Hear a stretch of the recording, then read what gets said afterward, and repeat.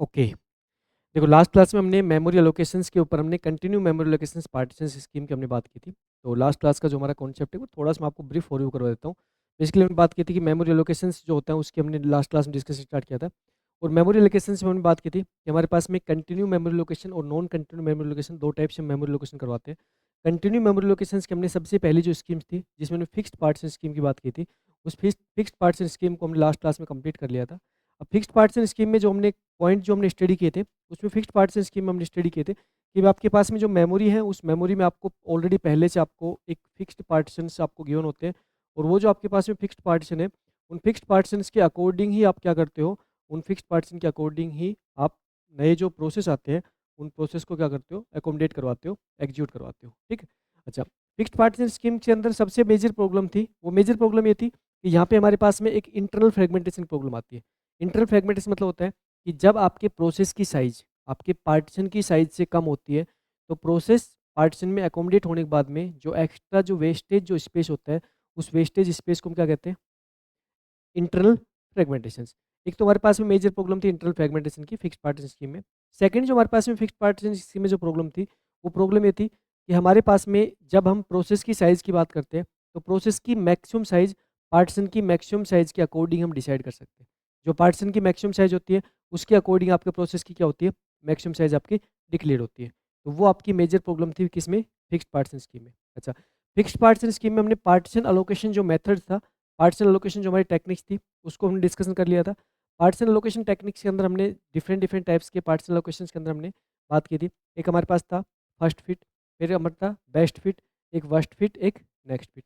जो first fit था उस फर्स्ट फिट मैकेनिज्म में हमने क्या देखा था, first sufficient first sufficient partition में हम क्या करेंगे, प्रोसेस को एकोमोडेट कर देंगे। ठीक। बेस्ट फिट में हमने क्या किया था, स्मॉलेस्ट हम सभी पार्टीशन को स्कैन करते हैं, स्मॉलेस्ट जो हमारे पास सफिशिएंट पार्टीशन है उस पार्टीशन प्रोसेस को एकोमोडेट करते हैं। वर्स्ट फिट में क्या किया था, लार्जेस्ट पार्टीशन में हम क्या करते हैं, प्रोसेस को एकोमोडेट करते हैं। और नेक्स्ट फिट में क्या किया था, कर्सर पॉइंट जिस पोजीशन से होता है उस पोजीशन के बाद में जो हमारे पास में पहला पार्टीशन हमें अवेलेबल होता है उसमें प्रोसेस क्या करते हैं, एकोमोडेट करते हैं। तो ये लास्ट क्लास का डिस्कशन आपका हो चुका था। आज की क्लास में बात करेंगे वेरिएबल पार्टीशन स्कीम। तो हेडिंग डालिए variable partition scheme.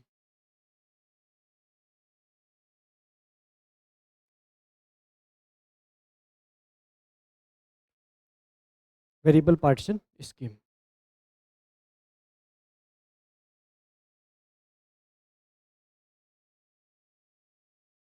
Variable partition scheme जो मैकेनिज्म है इसमें बेसिकली हम करते क्या है कि हम स्टार्टिंग के अंदर जो मेमोरी है इसको हम एक बड़े पार्टीशंस के रूप में अवेलेबल करवाते हैं। स्टार्टिंग जो आपकी मेमोरी होती है वो एक लार्ज पार्टीशंस के रूप में क्या होती है, अवेलेबल होती है। जैसे कि यहाँ पे हम बात कर रहे हैं स्टार्टिंग में आपकी मेमोरी क्या होगी, एक लार्ज पार्टीशंस होल के रूप में क्या होगी, अवेलेबल होगी। जैसे हमारे पास में जो मेन मेमोरी है उसका कुछ पार्ट जो होता है वो किसके लिए होता है, ओएस के लिए होता है। और हम यहाँ पे जो रिमेनिंग पार्ट है मेन मेमोरी में, जो हमारा रिमेनिंग जो पार्ट है ये क्या होगा, एक लार्ज ब्लॉक के रूप में अवेलेबल होगा। एक लार्ज लार्ज होल या फिर हम क्या कह सकते हैं, लार्ज ब्लॉक के रूप में आपके पास क्या होता है, अवेलेबल होता है। ठीक। अच्छा, अब इसमें होता क्या है कि जैसे जो भी आपकी मेमोरी है, जैसे मान चलो हमारे पास में यहाँ पे कितनी मेमोरी है, हमारे पास में 200 KB की मेमोरी, 2000 KB की हमारे पास क्या है, मेमोरी। तो 2000 KB की मेमोरी को हमने क्या कर रखा है, यहाँ पे एक ही बड़े होल में अवेलेबल करवा रखा है। जैसे जैसे हमारे पास प्रोसेस आते जाते हैं उसके अकॉर्डिंग हम क्या करते हैं, इस मेमोरी में पार्टीशन करते चले जाते हैं। तो जैसे हमारे पास में प्रोसेस आएंगे उसके अकॉर्डिंग मेमोरी में क्या किया जाएगा, पार्टीशंस किया जाएगा। ठीक है, तो एडिंग डाल के लिखिए, पॉइंट लिखिए यहाँ पे। वेरिएबल पार्टीशन स्कीम में, वेरिएबल पार्टीशन स्कीम में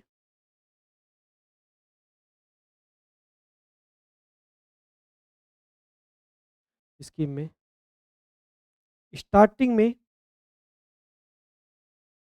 स्टार्टिंग में मेमोरी को एक बड़े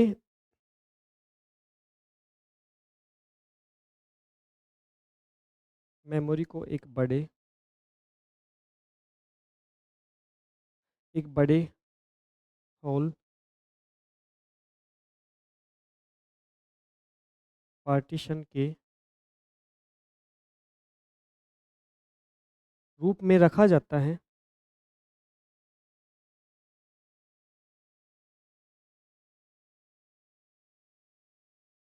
जैसे जैसे प्रोसेस एग्जीक्यूट होने के लिए आते हैं, एग्जीक्यूट होने के लिए आते हैं, उसके अकॉर्डिंग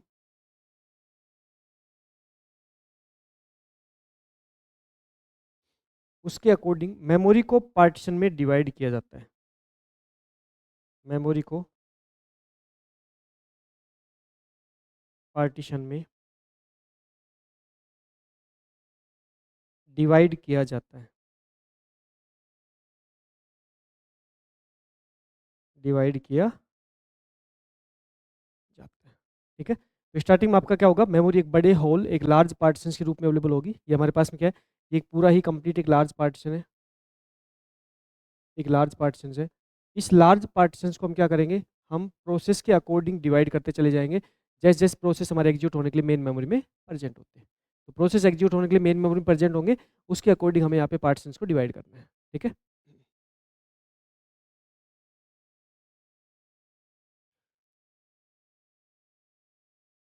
नोट डाउन कर लिया। एक बार ये मेमोरी की साइज बना लीजिए।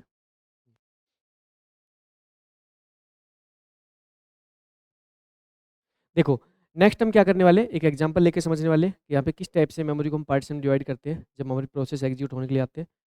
वो पार्ट भी हम देखने वाले हैं। हम्म, यहाँ पे हम बात कर रहे हैं कि हमारे पास में जब प्रोसेस एग्जीक्यूट होने के लिए आएंगे, तो प्रोसेस के अकॉर्डिंग हम क्या करते हैं, मेमोरी को यहाँ पे डिवाइड करते हैं। ठीक है, तो एक जो हमारी पहले जो इससे प्रॉब्लम थी, इससे पहले जो प्रॉब्लम थी वो प्रॉब्लम्स हम सोल्व कर देंगे यहाँ पे, कि हमारे पास में इससे पहले प्रॉब्लम ये थी कि भाई आपके पास में जो मेमोरी के अंदर जो साइज होती है, उस मेमोरी साइज के मतलब पार्टीशन की साइज के अकॉर्डिंग हम क्या करते हैं, यहाँ पे प्रोसेस की साइज को हम डिक्लेयर करते हैं। यहाँ पे उस लिमिटेशन को हम क्या कर देते हैं, समाप्त कर देते हैं। ठीक, अब हम कह रहे हैं कुछ कुछ आपके मेमोरी का जो हिस्सा होता है वो ओएस के द्वारा ऑक्यूपाई कर लिया जाता है। अब यहाँ पे मान के चलो कि हमारे पास में जो मेमोरी है वो एक लार्ज पार्टीशन में अवेलेबल है। ठीक है, ये हमारे पास क्या है, एक लार्ज पार्टीशन है, एक सिंगल पार्टीशन है, और इस लार्ज पार्टीशन के अकॉर्डिंग हमारी मेमोरी क्या है, अवेलेबल है। ठीक है, अभी आप मान के चलो हमारी जो मेमोरी है वो लार्ज पार्टीशन अकॉर्डिंग बात करें तो हमारी सेम हम पुरानी वाली मेमोरी थी उसकी बात कर लेते हैं। हमारे पास 2000 KB की मेमोरी यहाँ पे अवेलेबल है। ठीक, अब होगा क्या कि जैसे जैसे हमारे पास प्रोसेस आएंगे, मान के चलो कि हमारे पास प्रोसेस, पहला प्रोसेस आया P1 एग्जीक्यूट होने के लिए, जो पहला प्रोसेस P1 एग्जीक्यूट होने के लिए आता है, उस प्रोसेस की साइज हम कह रहे हैं कि हमारे पास कितना साइज का प्रोसेस है, 350 KB का प्रोसेस है। तो जो 350 KB का जो प्रोसेस है ना, इसके अकॉर्डिंग हम क्या करेंगे, अब मेमोरी के अंदर हम क्या करेंगे, यहाँ पे पार्टीशंस करना स्टार्ट कर देंगे। ठीक है, तो हमने पहला पार्टीशन बना दिया मेमोरी के अंदर, और पहला पार्टीशन कितना बढ़ा दिया, हम P1 जो हमारा प्रोसेस है उसके अकॉर्डिंग हमने कितना बढ़ा दिया, 350 KB का। ठीक है, अच्छा, उसके बाद में नेक्स्ट एक प्रोसेस है P2 एग्जीक्यूट होने के लिए, नेक्स्ट प्रोसेस P2 एग्जीक्यूट होने के लिए, मान चलिए प्रोसेस कितने गए, 500 KB के, 500 KB के, जो 500 KB का प्रोसेस एग्जीक्यूट होने लगा है उसके अकॉर्डिंग हमने क्या किया, मेमोरी का एक पार्टीशन डिसाइड कर दिया, और मेमोरी के पार्टीशन डिसाइड करके हमने यहाँ पे बात की किसकी, हमने बात की P2 प्रोसेस की बात की, और P2 प्रोसेस को हमने कहा कि 500 KB के प्रोसेस है जो एग्जीक्यूट होने के लिए आया। ठीक, फिर मान चलो हमारे पास एक P3 प्रोसेस आया, हमारे पास एक P3 प्रोसेस है जिसकी साइज हमारे पास कितनी है, 150 KB है, और 150 KB की जो हमारे पास प्रोसेस आया उसके अकॉर्डिंग हमने क्या कर दिया, यहाँ पे हमने एक पार्टीशन बना दिया, हमने एक पार्टीशन बना दिया P3, और उसमें हमने 150 KB के प्रोसेस को अकोमोडेट करवा। ठीक है, नेक्स्ट हम कह रहे हैं कि हमारे पास एक प्रोसेस है P4 प्रोसेस आया जिसकी साइज हम कह रहे हैं 400 KB है, इसके अकॉर्डिंग हमें सेम काम करना पड़ेगा। यहाँ पे हमने क्या किया, एक पार्टीशन अलोकेट किया, और पार्टीशन अलोकेट करके और हमने क्या कर दिया, P4 प्रोसेस को हमने 400 KB में एकोमोडेट करवा दिया। ठीक है, इसी टाइप से एक प्रोसेस और ले लीजिए, हमारे पास एक प्रोसेस कौन सा है, P5 प्रोसेस है, और इसकी साइज भी हमारे पास कितनी है, 400 KB है। ठीक है, इस 400 KB के प्रोसेस को हमने, P5 प्रोसेस को हमने यहाँ पे रख दिया, 400 KB का प्रोसेस। ठीक है, अभी हमारे पास में ये स्पेस क्या है, अभी ये स्पेस हमारे पास फ्री स्पेस है, फ्री है, हमारे पास कितना फ्री है, 200 KB, जस्ट 200 KB हमारे पास क्या है, फ्री स्पेस है, ठीक। अब देखो, अब यहाँ पे हमारे पास ये जो पर्टिकुलर जो मेमोरी लोकेशन है, इस मेमोरी एलोकेशन में हमारी एक प्रॉब्लम सोल्व होगी। कौन सी प्रॉब्लम सोल्व होगी?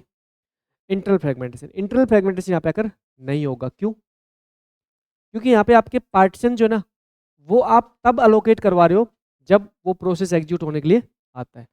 उसके प्रोसेस की साइज के अकॉर्डिंग आप क्या करते हो? पार्टीशन साइज डिसाइड कर रहे हो। तो प्रोसेस की साइज के अकॉर्डिंग पार्टीशन साइज डिसाइड करने का यहाँ पे बेनिफिट ये मिलेगा कि इंटरनल फ्रेगमेंटेशन जो प्रॉब्लम्स थी वो क्या हो चुकी है? समाप्त हो चुकी है, ठीक। अच्छा, अब यहाँ पे दूसरी जो हमारे पास में जो सेकंड जो प्रॉब्लम आती है उसको समझो यहाँ पे। जैसे मान के चलो कि यहाँ पे एक कोई पर्टिकुलर प्रोसेस है, एक कोई P3 प्रोसेस है जिसने अपना एग्जीक्यूशन क्या कर दिया? कंप्लीट कर दिया, ठीक। अच्छा, जो P3 प्रोसेस एग्जीक्यूशन यहाँ पे कंप्लीट कर रहा है और उसके बाद एक नया प्रोसेस आया, एक नया प्रोसेस आया जिसको हम कह रहे हैं क्या? एक नया प्रोसेस है P6 प्रोसेस है। और P6 जो प्रोसेस है इसकी साइज मान चलो कितने केबी के? 300 केबी के। क्या हम इस प्रोसेस को एग्जीक्यूट करवा सकते हैं? क्या हम इस प्रोसेस को एग्जीक्यूट करवा सकते हैं? नहीं, क्यों? देखो स्पेस हमारे पास है। आपका इसका आंसर ऐसे नहीं दोगे? इसका आंसर ये नहीं दोगे स्पेस नहीं है, स्पेस हमारे पास है। स्पेस तो हमारे पास ऑलरेडी अवेलेबल है। फिर क्या अवेलेबल नहीं है? अवेलेबल क्या नहीं है? अगर यहाँ पे हम बात करें तो हमारे पास अवेलेबल क्या नहीं है?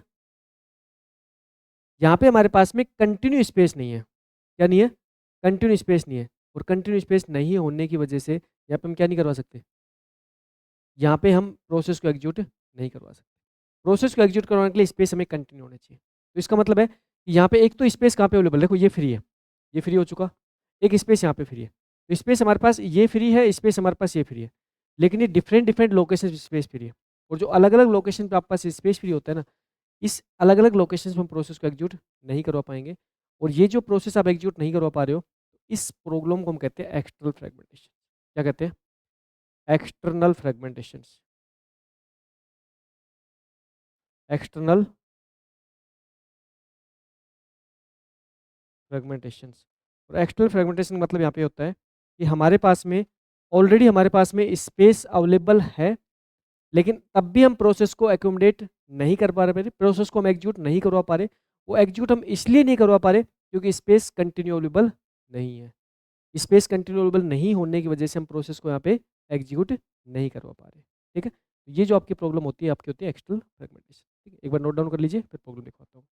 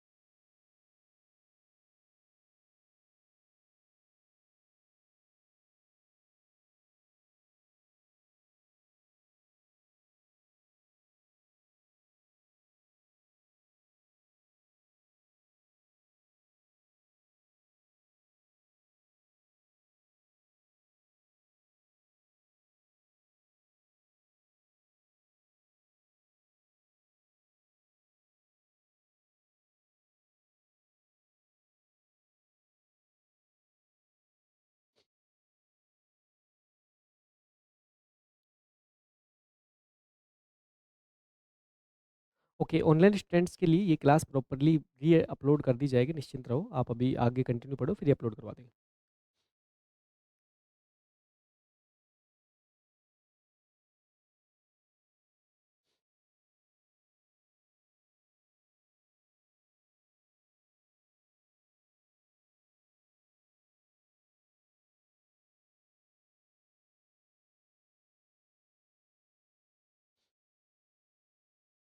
और नोट डाउन हो गया? ठीक है, फिर उसके बाद बात करते हैं एक्सटर्नल फ्रेगमेंटेशन, लिख लीजिए। बात करते हैं किसकी, एक्सटर्नल फ्रेगमेंटेशन।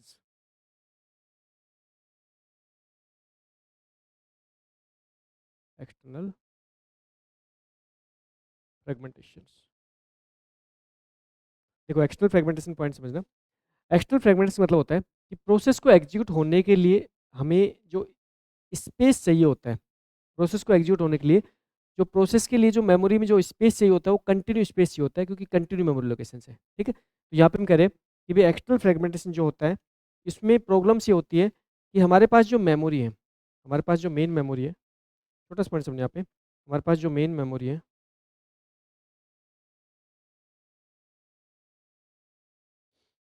और मेन मेमोरी की अगर बात करें तो हम कहते हैं मेन मेमोरी के अंदर आपके पास में जो स्पेस अवेलेबल है, वो स्पेस आपके पास में उस प्रोसेस को एग्जीक्यूट करवाने के लिए अवेलेबल तो है, लेकिन वो स्पेस अवेलेबल कैसा नहीं है, वो कंटिन्यू स्पेस अवेलेबल नहीं है। इस कारणवश हम उस प्रोसेस को एग्जीक्यूट नहीं करवा पा रहे हैं, और ये जो प्रॉब्लम्स है, इस प्रॉब्लम से हम क्या कहते हैं, एक्सटर्नल फ्रेगमेंटेशन। ये बिजी स्पेस है, ये बिजी स्पेस है। ठीक है, उसके अलावा मान चलो फ्री फ्री स्पेस कैसे है, जैसे कह रहे हैं भाई 150 KB का फ्री स्पेस ये है। ठीक, फिर जैसे हम कह रहे हैं 200 KB का फ्री स्पेस ये है। ठीक है, फिर हम कह रहे हैं भाई आपके 250 के जैसे हम कह रहे हैं कि 100 KB का 100 KB का फ्री स्पेस यहाँ पे ये है। ठीक, और यहाँ पे हम कह रहे हैं कि भाई आपके 300 KB का फ्री स्पेस यहाँ पे, ये सारे फ्री स्पेस है, ये फ्री स्पेस है, ये बिजी स्पेस है, ये बिजी पार्ट्स है। ठीक है, अब हमारे पास में जो प्रोसेस है, उस प्रोसेस की साइज अगर हम बात करें तो हम कहते हैं हमारे पास जो पर्टिकुलर जो प्रोसेस है, जैसे कि हमारे पास एक प्रोसेस है P1 प्रोसेस है, इस P1 प्रोसेस की साइज की बात करें तो हम कह रहे हैं 500 KB का प्रोसेस है। 500 KB के प्रोसेस को हम इस पर्टिकुलर मेमोरी में एग्जीक्यूट नहीं करवा पा रहे, वो इसलिए नहीं करवा पा रहे कि जो वहाँ पे फ्री स्पेस है ना, ये फ्री जो स्पेस है, ये कंटिन्यू अवेलेबल नहीं है। तो फ्री स्पेस कंटिन्यू अवेलेबल नहीं होने के कारण हम यहाँ पे इस प्रोसेस को मेन मेमोरी के अंदर एग्जीक्यूट नहीं करवा पा रहे, और इसी प्रॉब्लम बोलते हैं एक्सटर्नल फ्रेगमेंटेशन। ठीक, लिख लीजिए। जब मेन मेमोरी में मेन मेमोरी में प्रोसेस की साइज से ज़्यादा साइज से ज़्यादा साइज से ज़्यादा स्पेस अवेलेबल होता है, स्पेस अवेलेबल होता है, लेकिन यह स्पेस लेकिन यह space continue continuous continue memory continue memory block partition में कंटिन्यू मेमोरी ब्लॉक पार्टीशन में अवेलेबल नहीं होने के कारण नहीं होने के कारण हम प्रोसेस का एग्जीक्यूशन प्रोसेस का एग्जीक्यूशन नहीं करवा सकते हैं।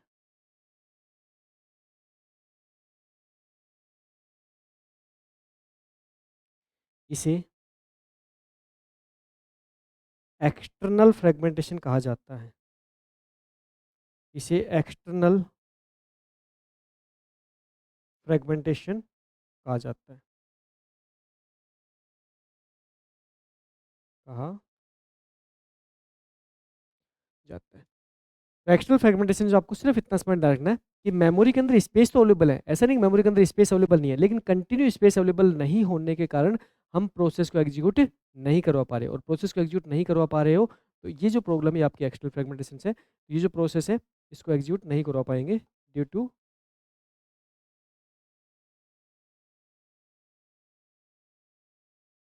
प्रोसेस P1 को मेमोरी में execute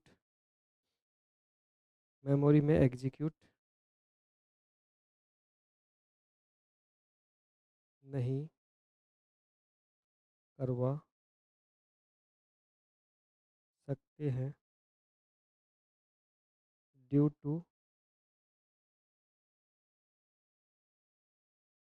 to continuous continuous memory space not available. आपके पास कंटिन्यू मेमोरी स्पेस अवेलेबल नहीं है, कंटिन्यू मेमोरी स्पेस अवेलेबल नहीं है, इस वजह से आप यहाँ पे कार्य नहीं कर पाओगे, सो आप यहाँ पे प्रोसेस को अवेलेबल नहीं कर पाओगे।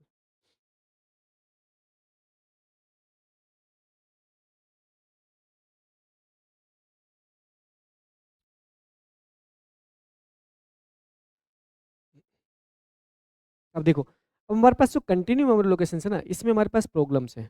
अगर हम फिक्स्ड पार्टीशन स्कीम बात करें तो इंटरनल फ्रेगमेंटेशन प्रॉब्लम है। अगर हम वेरिएबल पार्टीशन स्कीम की बात करें तो हमारे पास एक्सटर्नल फ्रेगमेंटेशन प्रॉब्लम है। तो फिर हम क्या करेंगे, हम इन प्रॉब्लम्स को सोल्व करेंगे किसमें, नॉन कंटिन्यू मेमोरी अलोकेशन में, ठीक। अच्छा, इससे पहले हमारे पास में जो एक्सटर्नल फ्रेगमेंटेशन है, एक्सटर्नल फ्रेगमेंटेशन की प्रॉब्लम को सोल्व करने के लिए हमारे पास एक और टेक्निक अवेलेबल है, जिसको हम कंपैक्शन के नाम जानते हैं। कंपैक्शन हमारे पास एक ओल्ड टेक्निक है जो हमारी एक्सटर्नल फ्रेगमेंटेशन प्रॉब्लम्स को सोल्व करती है। कैसे सोल्व करती है, उस पॉइंट को समझो। देखो, इस प्रोसेस को इस पर्टिकुलर मेमोरी में हम इसलिए एग्जीक्यूट नहीं करवा पा रहे क्योंकि हमारे पास में जो मेमोरी स्पेस अवेलेबल है, ये हमारे पास में कंटिन्यू अवेलेबल नहीं है। तो क्यों ना हम बिजी पार्टीशंस को और फ्री पार्टीशंस को एक साथ कर दें। मेमोरी में जो बिजी पार्टीशंस है, जिसमें ऑलरेडी कोई प्रोसेस एग्जीक्यूट हो रहा है, उसको हम एक साथ कर दें, फ्री पार्टीशन को हम एक साथ कर दें। अगर हम ये काम कर देंगे तो हमारे पास में फ्री पार्टीशन एक साथ अवेलेबल हो जाएगा ना, तो उसके बाद हम प्रोसेस एग्जीक्यूट करवा सकते हैं, करवा सकते हैं, है ना। ये एक ओल्ड टेक्निक है जिसको हम कंपेक्शन कहते हैं। लेकिन इसमें उस कंपेक्शन टेक्निक्स के अंदर एक टेक्निक की बात कर रहे हैं, एक टेक्निक बात कर रहे हैं कंपेक्शन, ठीक। अच्छा, इस टेक्निक के अंदर हम करते क्या है, हम बिजी पार्टीशंस और फ्री पार्टीशंस को हम क्या कर देते हैं, सेपरेट सेपरेट कर देते हैं, जिससे कि प्रोसेस को एग्जीक्यूट करवाया जा सके। लेकिन इसकी सबसे बड़ी प्रॉब्लम ये आएगी कि यहाँ पे हमारे पास में ऑलरेडी, मान चलो यहाँ पे हमारे पास में एक कोई प्रोसेस है, जैसे हम करें कि हमारे पास ये बिजी पार्टीशन, इसमें एक P1 प्रोसेस एग्जीक्यूट हो रहा है, एक बिजी पार्टीशन है जिसमें P2 प्रोसेस एग्जीक्यूट हो रहा है, एक बिजी पार्टीशन है जिसमें P3 प्रोसेस एग्जीक्यूट हो रहा है।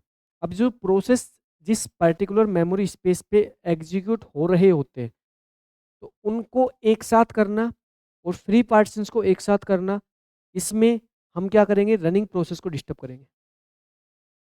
प्रोसेस जिस मेमोरी स्पेस पे अवेलेबल है, उस मेमोरी लोकेशंस के अकॉर्डिंग आपका जो प्रोग्राम है वो एग्जीक्यूट होने के लिए जाता है।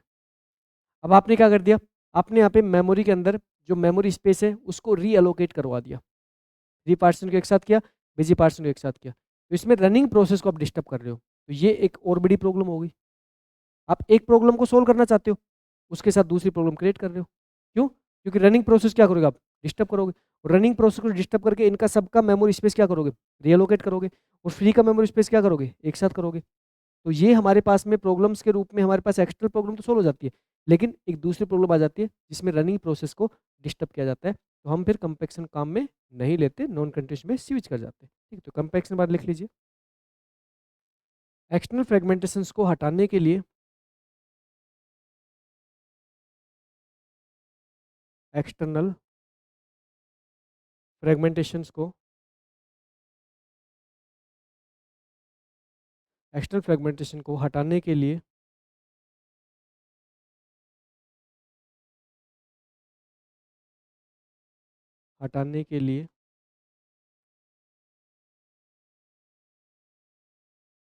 कंपैक्शन टेक्निक के द्वारा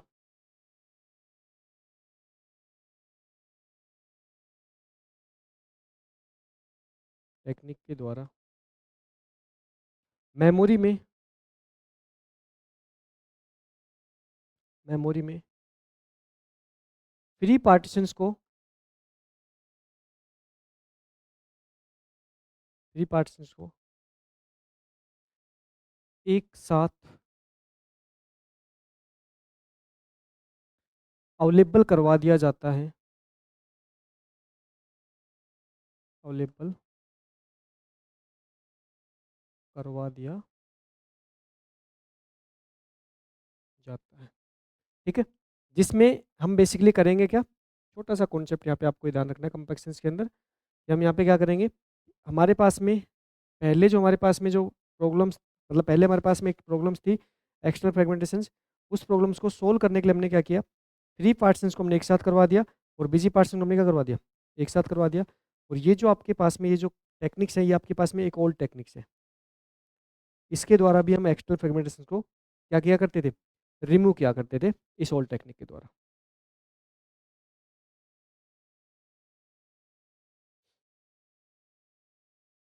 ठीक है, जैसे ये मान के चलो ये हमारा किसका एरिया है, ये मान चलो ऑपरेटिंग सिस्टम का एरिया है। ठीक है, ऑपरेटिंग सिस्टम है, इसमें हम कह रहे हैं कि हमारे पास ये बीजी पार्टीशन है, ये बीजी पार्टीशन जैसे मान चलो यहाँ पे हमारे पास कितना है 100 KB फ्री है। ठीक है, यहाँ पे हमारे पास क्या है 200 KB फ्री है, यहाँ पे हमारे पास कितना है 300 KB फ्री है। ये पार्टीशन क्या है, फ्री पार्टीशन है। उसके बाद ये जो पार्टीशन है, ये पार्टीशन कैसे है, ये बीजी पार्टीशन है, कैसे बीजी पार्टीशन है। कंपैक्शन के द्वारा क्या करेंगे भाई, कंपैक्शन क्या करेंगे, फ्री पार्टीशन को एक साथ कर देंगे, बिजी पार्टीशंस को एक साथ कर देंगे। ठीक है, इसमें क्या होगा, इसमें हमारे पास जितने फ्री पार्टीशंस हैं वो सब एक साथ हो जाएंगे और जो बिजी पार्टीशंस हैं वो एक साथ हो जाएंगे।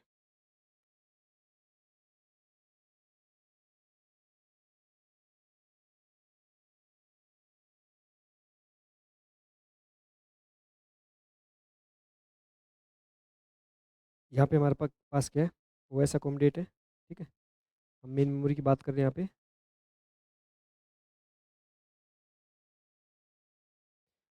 और यहाँ पे हमारे पास जो फ्री पार्टीशन था वो कितना हो गया 600, 600 KB, ये क्या है, ये फ्री पार्टीशन है।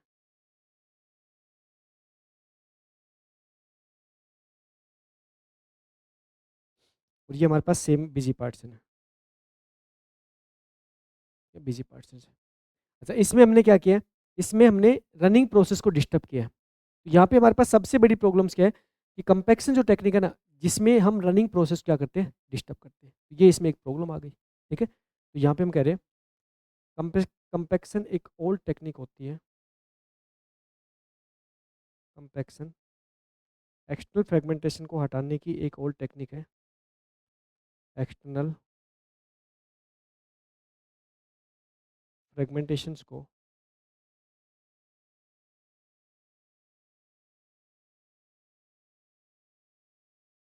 रिमूव करने की एक ओल्ड टेक्निक है,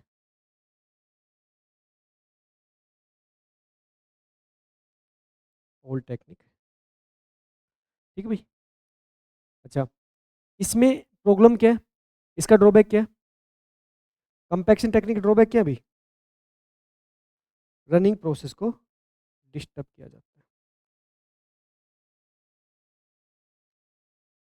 फ्री और बिजी पार्टीशन को सेपरेट सेपरेट करने के लिए फ्री और बिजी पार्टीशंस को बिजी पार्टीशन को सेपरेट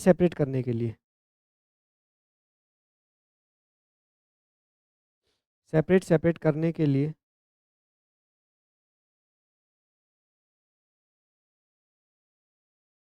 लिए रनिंग प्रोसेस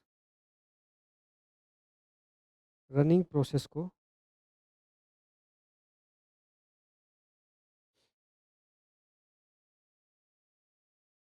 डिस्टर्ब किया जाता है।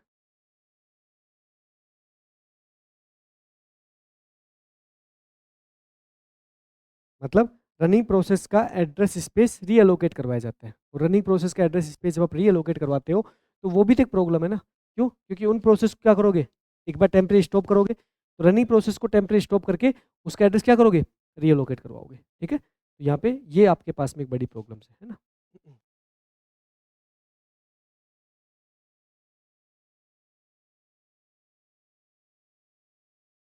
रनिंग प्रोसेस को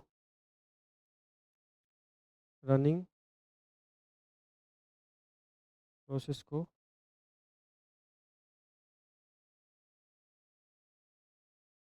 टेम्परेरी स्टॉप करके एड्रेस एड्रेस री रीलोकेट करवाया जाता है।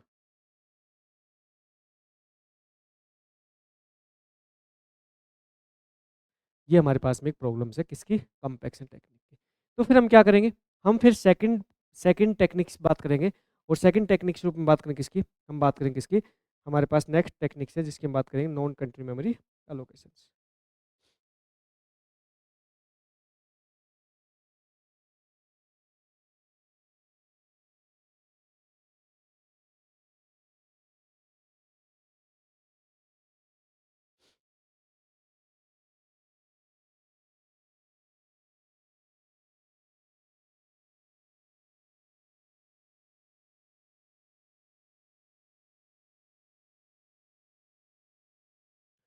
ओके भाई, ये नोट डाउन हो गया सारा? ठीक। तो यहाँ पे हमारा कंटिन्यू मेमोरी एलोकेशन जो स्कीम है ये हमारी कंप्लीट होती है। हम नेक्स्ट पार्ट में बात करते हैं नॉन कंटिन्यू मेमोरी एलोकेशंस। और नॉन कंटिन्यू मेमोरी एलोकेशंस में जो पेजिंग का कॉन्सेप्ट है बहुत ही शानदार कॉन्सेप्ट है। फ्रिक्वेंटली एग्जाम में आपका क्वेश्चन बनता है। ठीक है? तो नेक्स्ट हम बात कर रहे हैं कि हमारे पास सेकंड हम बात करेंगे नॉन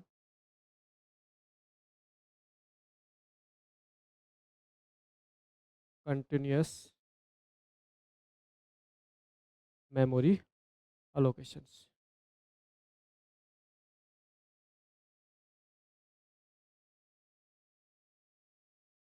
और नॉन कंटिन्यू मेमोरी एलोकेशंस के अंदर हम जो पहले सबसे पहले हम जो पढ़ने स्टडी करने वाले हैं वो हम किसके बारे में स्टडी करने वाले हैं?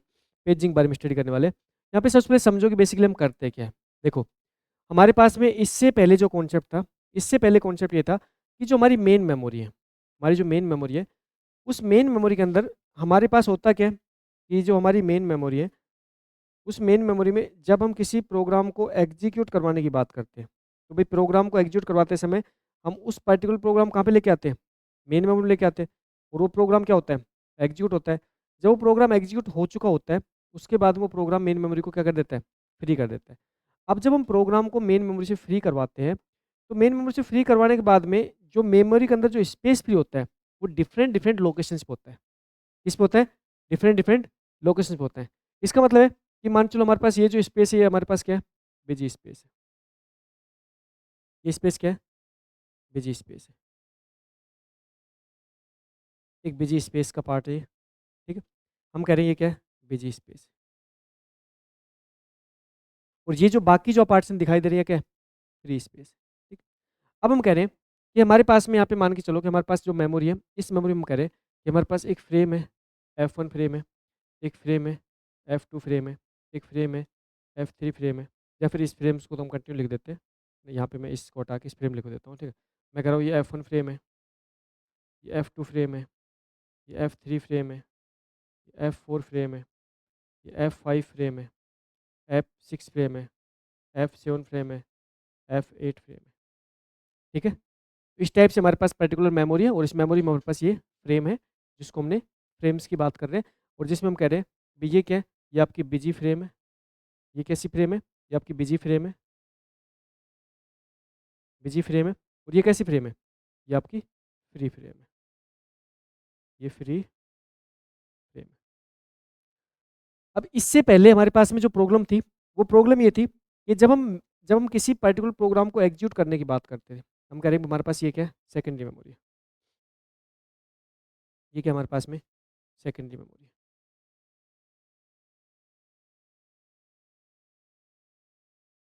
Secondary memory. अब जो हमारा प्रोग्राम होता है वो परमानेंटली कहाँ स्टोर होता है? सेकेंडरी मेमोरी स्टोर होता है। और जो हमारा सीपीयू होता है, जो हमारा सीपीयू होता है, वो एक लॉजिकल एड्रेस जनरेट करता है। सीपीयू द्वारा क्या किया जाएगा? एक लॉजिकल एड्रेस जनरेट किया जाएगा। Logical address. और ये लॉजिकल एड्रेस है ना, ये लॉजिकल एड्रेस बेसिकली क्या होगा, किसका होगा, सेकेंडरी मेमोरी का एड्रेस। सेकेंडरी मेमोरी का ये क्या होगा, एड्रेस होगा। अब ये जो सेकेंडरी मेमोरी का जो एड्रेस है, इस सेकेंडरी मेमोरी के एड्रेस से हमें ये पता लग जाएगा कि हमारे पास में कोई पर्टिकुलर प्रोग्राम है। हमारे पास क्या है, एक पर्टिकुलर एक प्रोग्राम है, इसकी बात करें, हमारे पास पर्टिकुलर क्या है, एक प्रोग्राम है। ठीक। अब ये जो पर्टिकुलर प्रोग्राम है ना, मान चलो ये जो प्रोग्राम है, ये प्रोग्राम हमारा कितना है, ये प्रोग्राम हमारा 1000 1000 KB का प्रोग्राम है। ठीक, कितने KB प्रोग्राम है, 1000 KB का प्रोग्राम है। ठीक। अच्छा, उसके बाद हम कह रहे हैं कि भाई जो पार्टीशन है ना, पार्टीशन की साइज है ना, ये फिक्स है, हमने पार्टीशन साइज क्या कर रखी है, 100 KB कर रखी है। क्या कर रखी है हमने, 100 KB, मतलब जो फ्रेम है, इस फ्रेम की साइज कितनी है, 100 KB।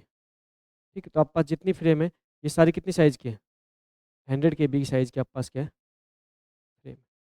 तो आपके पास में 100 KB की साइज की फ्रेम अवेलेबल है। अब हमारे पास में यहाँ पे कुछ फ्रेम क्या है, फ्री है, और कुछ फ्रेम क्या है, बिजी है। बिजी फ्रेम का मतलब है ऑलरेडी हमारे पास में उन फ्रेम्स के अंदर क्या हो रहा है, कोई प्रोसेस उनके उन फ्रेम्स के अंदर ऑलरेडी मौजूद है। ऑलरेडी उन फ्रेम के अंदर कोई भी प्रोसेस हमारे पास में मौजूद है। ठीक, ये ओएस का पार्ट मान लो ना, ऑपरेटिंग सिस्टम का पार्ट मान लो। ठीक है, अब देखो, अब हमारे पास में हमें इस प्रोग्राम को क्या करना है, एग्जीक्यूट करवाना है इस मेमोरी में। तो पहली बात तो, इस प्रोग्राम को क्या हम कंटिन्यू मेमोरी एलोकेशंस के अकॉर्डिंग एग्जीक्यूट करवा सकते हैं। फर्स्ट क्वेश्चन, क्या ये जो प्रोग्राम है, इस प्रोग्राम की साइज हमारे पास में 1000 KB की है ना, ये 100 KB के मेन मेमोरी के ब्लॉक है। मेन मेमोरी के अंदर हमने मेन मेमोरी को छोटे छोटे पार्ट में डिवाइड कर रखा है। जो छोटे छोटे पार्ट में डिवाइड कर रखा है ना, इन छोटे छोटे पार्ट की साइज है 100 KB। ठीक है। अच्छा, यहाँ पे हमारे पास जो प्रोग्राम है, इस प्रोग्राम की साइज है 1000 KB। कितनी साइज है, 1000 KB। अब क्या हम 1000 KB के प्रोग्राम को क्या हम इस पर्टिकुलर मेमोरी के अंदर एग्जीक्यूट करवा सकते हैं कंटिन्यू मेमोरी अलोकेशन के अकॉर्डिंग, नहीं करवा सकते। द कंटिन्यू मेमोरी लोकेशन के अकॉर्डिंग अगर हम फिक्स्ड पार्टीशन स्कीम की बात करेंगे, तो फिक्स्ड पार्टीशन स्कीम में कहता है कि जो प्रोग्राम की साइज है ना, इस साइज के अकॉर्डिंग पार्टीशन होना चाहिए। वेरिएबल पार्टीशन कहता है कि एक साथ पार्टीशन होना चाहिए, एक साथ पार्टीशन होना चाहिए, दोनों ही कंडीशन फुलफिल नहीं हो पा रही, फिर क्या करें, हम नॉन कंटिन्यू मेमोरी लोकेशन के अकॉर्डिंग इस प्रोग्राम को एग्जीक्यूट करवा सकते हैं। अब इस प्रोग्राम को एग्जीक्यूट करवाने के लिए basically non continue memory location ये कहता है कि आप प्रोग्राम को सेकेंडरी मेमोरी में ही, आप प्रोग्राम को सेकेंडरी मेमोरी में ही इक्वल साइज के पार्टीशन में डिवाइड कर दो। इक्वल साइज के पार्टीशन क्या कर दो, डिवाइड कर दो।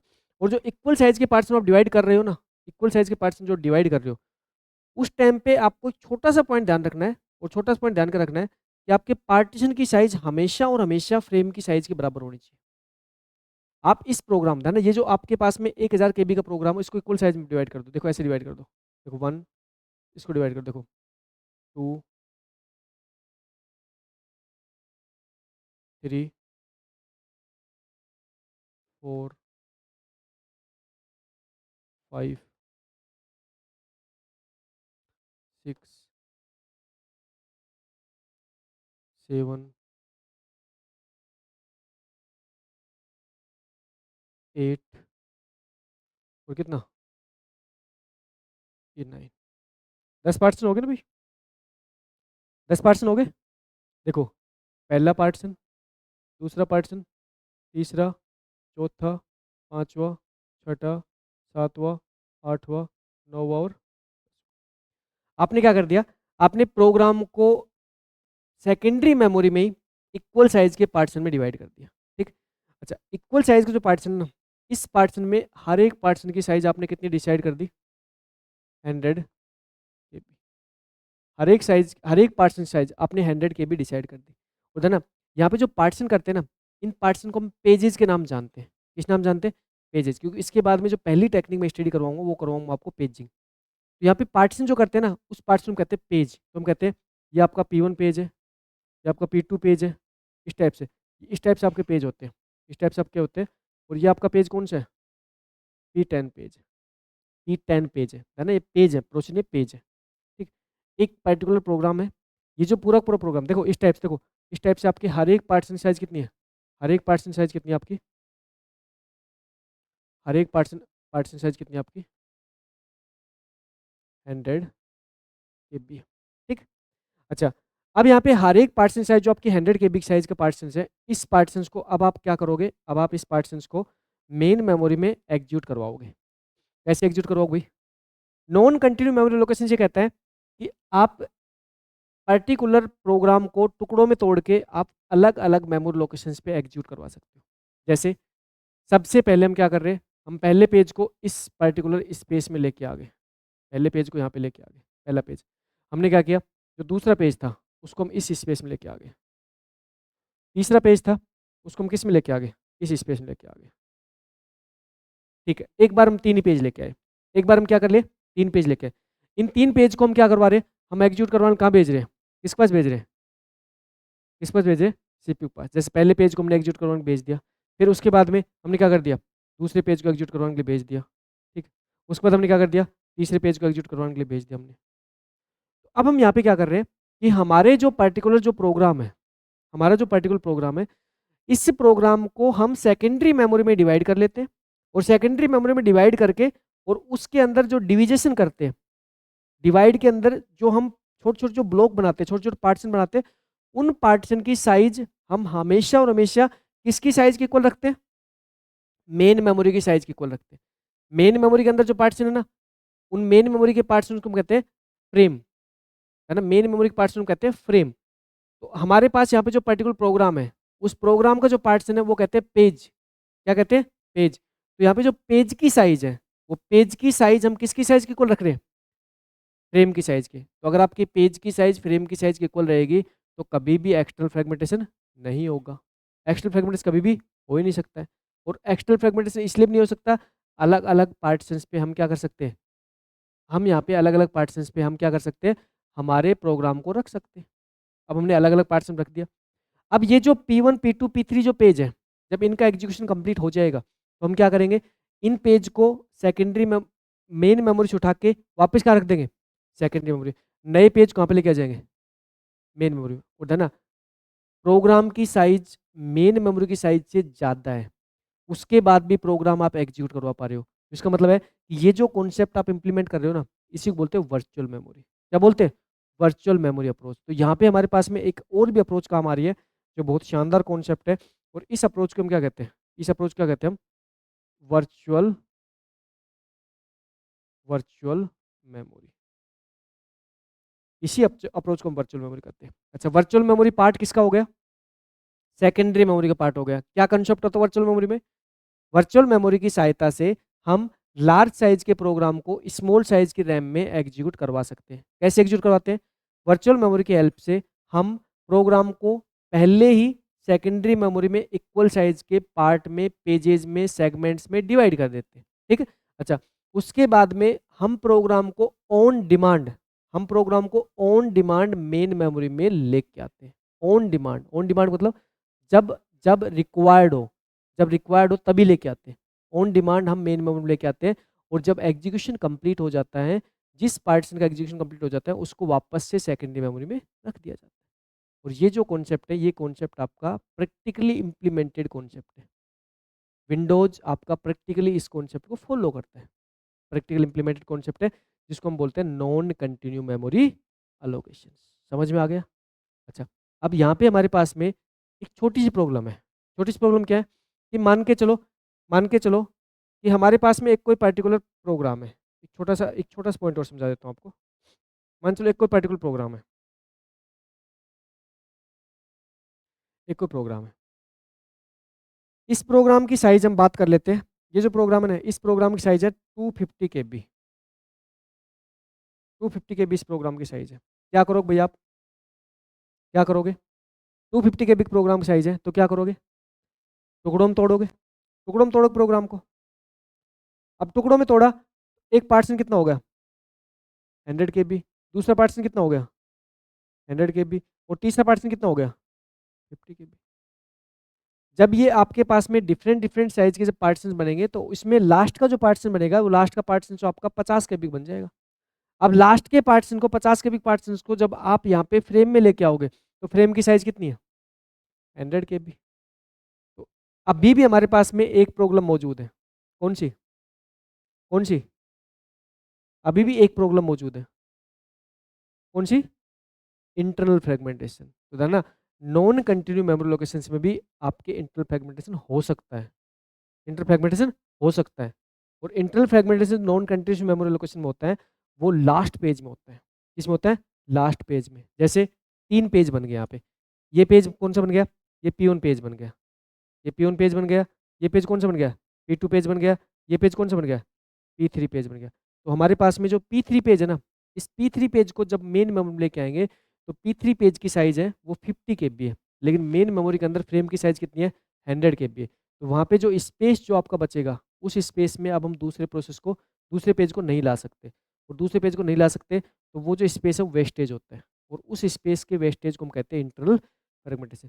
तो non continuous memory location external fragmentation को तो 100% रिमूव कर देती है, लेकिन इंटरनल फ्रेगमेंटेशन अभी भी इसमें प्रेजेंट होता है, लेकिन बहुत कम होता है, बहुत रेयर होता है। क्यों? सोच के देखो, जो प्रोग्राम होता है उसकी साइज़ बहुत लार्ज होती है, लार्ज साइज़ प्रोग्राम होता है, लास्ट पेज के अंदर छोटा-सा आपका मेमोरी स्पेस वेस्टेज हो सकता है, जो हम जनरली नेग्लेक्ट करते हैं, लेकिन होता है ना? एग्ज़ाम में ध्यान रखना, होता है। इंटरनल फ्रेगमेंटेशन प्रॉब्लम यहाँ पे रहती है, एक्सटर्नल कंप्लीटली ठीक। अब नोट डाउन कर लीजिए, जितना सुथरा मैंने नोट डाउन किया है उतना ही आपको करना है, ठीक है? इतना सुथरा से डायग्राम बना लीजिए, नोट डाउन कर लीजिए।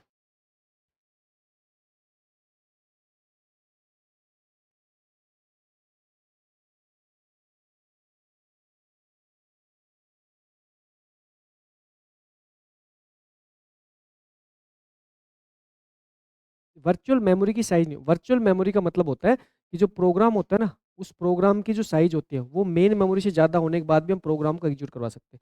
और उसको एग्जीक्यूट करवाने के लिए हम यहाँ पे वर्चुअल मेमोरी कॉन्सेप्ट इम्प्लीमेंट करते हैं। क्यों? क्योंकि हम ये कहते हैं कि प्रोग्राम जब एग्जीक्यूट होता है तो वो मेन मेमोरी में आता है। किसमें आता है? मेन मेमोरी में। लेकिन मेन मेमोरी में तो इतना स्पेस ही नहीं है, जितना प्रोग्राम की साइज़ है। तो तब भी हम प्रोग्राम को एग्जीक्यूट कर रहे हैं। तो हम कहते हैं वर्चुअली, मतलब एक आभासी मेमोरी है, जो रियल में मौजूद है ही नहीं। तो सेकेंडरी का पार्ट है। वर्चुअल आपका हमेशा सेकेंडरी पार्ट होता है। क्योंकि रियल में मेमोरी कभी एग्जिस्ट करती ही नहीं है। नहीं, नहीं, पेजिंग अलग कॉन्सेप्ट है। पेजिंग का मतलब तो होता है, यहाँ पे हम बेसिकली कर क्या रहे हैं, यहाँ पे हम पेजिंग की सहायता से हम एक्सटर्नल फ्रेगमेंटेशन को हटा रहे हैं। पेजिंग की सहायता से एक्सटर्नल फ्रेगमेंटेशन हटा रहे हैं। वर्चुअल मेमोरी की सहायता से हम लार्ज साइज़ के प्रोग्राम को हम स्मॉल साइज़ की रैम के अंदर, स्मॉल साइज़ की मेन मेमोरी में एग्जीक्यूट करवा रहे हैं। पेजिंग की सहायता से तो एक्सटर्नल फ्रेगमेंटेशन रिमूव करवा रहे हैं। वर्चुअल मेमोरी की सहायता से स्मॉल साइज़ रैम के अंदर लार्ज साइज़ प्रोग्राम को एग्जीक्यूट करवा रहे हैं। मॉड्यूल्स नहीं कहते, पेज कहते हैं। पेज ही होता है, पेज ही कहा जाता है इसको। आपके पास टेक्निक्स होती है पेजिंग, टेक्निक होती है सेगमेंटेशंस। तो यहाँ पे सबसे पहले हम कल की क्लास में स्टार्ट करेंगे पेजिंग। पेजिंग के अंदर मैं आपको सेम कॉन्सेप्ट आपको दोहराऊँगा, सेम कॉन्सेप्ट दोहराऊँगा।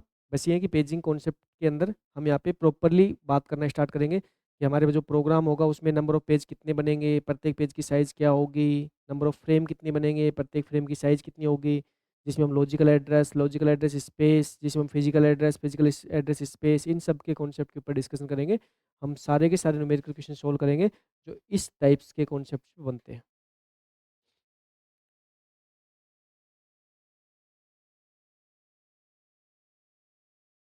ओएस के अंदर आपको अगर ये चीज़ समझ में आ गई ना, तो इससे हार्ड ओएस में कोई पार्ट नहीं होता। बस ये लास्ट ऐसा पार्ट है जो सबसे टफेस्ट पार्ट आपका आएगा। अगर ये प्रॉपर आपको समझ में आ रहा है तो ओएस आपका अच्छे समझ में आ चुका है। बस इसके बाद सारे टॉपिक फिर ईज़ी-ईज़ी टॉपिक है। क्योंकि सबसे मेन जो कॉन्सेप्ट होता है ओएस का, वो यहाँ इम्प्लीमेंट होता है आपके।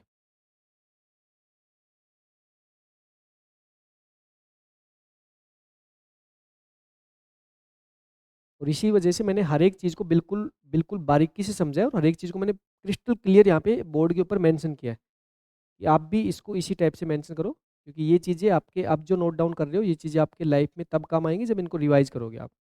उस टाइम पे आप कन्फ्यूज़ मत होना, क्योंकि रिवाइज़ करते समय आप तब होते हो जब ये डायग्राम आप अभी तो ऐसे बना लेते हो धुंधले, और बाद में फिर पता लगता है पता नहीं क्या ही बन गया।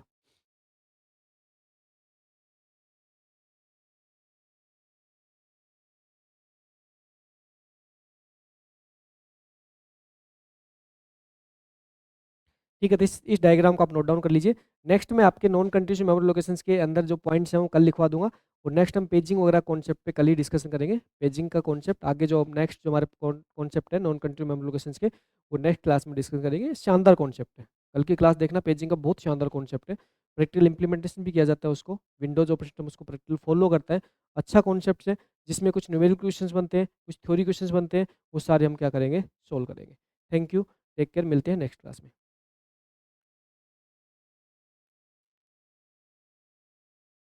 मंडे को टेस्ट होगा, टेस्ट भी होगा, क्लास भी होगी मंडे को, टेस्ट भी है, क्लास भी है।